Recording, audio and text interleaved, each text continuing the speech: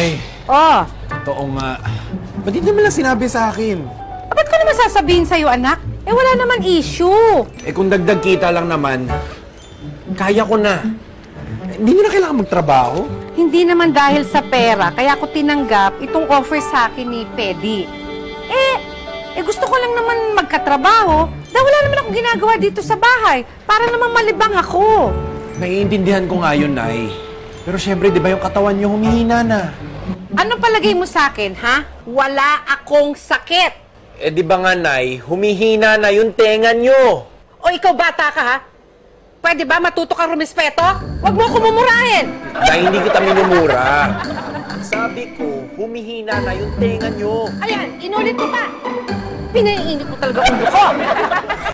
Boss, bakit apritada to? Ano na yung order ko ah? Ako din. Bakit? Ba't puro baboy ito?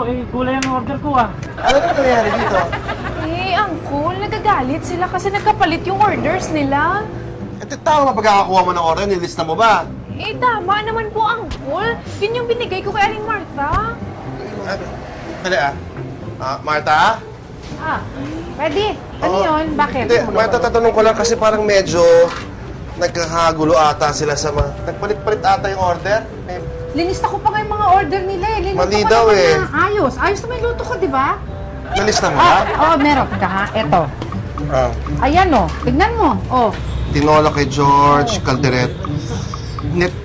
Tama yung niluto mo, nagkapalit-palit lang sa kanila. Nagkaibang tao lang. Kasi pwede, yun ang dinig ko eh. Yan! Yan lang nga ba sinasabi ko, Mang Pedi? Kung ako sana ang pinagluto nyo, di sana hindi kayo nagkakaproblema ng ganito ngayon. Pwede, pasensya ka na ha. Tama ka anak. Dapat di na ako talaga nagtrabaho eh. Alam mo kanina, napahiya ako eh.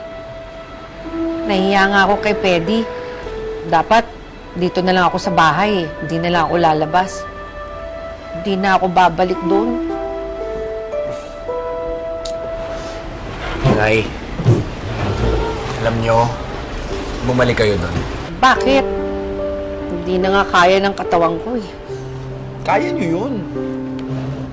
Ikaw itong may sabi nga na baka hindi na kaya ng katawan ko magtrabaho. Di ba ikaw itong tutol na tutol noon? Nay, noon yun. Ngayon, naniniwala na akong kaya nyo yun. Hindi naman sa pinipilit kita magtrabaho, Nay, ah. Alam mo yun. Pero gusto ko lang malaman mo na may tiwala ako sa kakayahan nyo.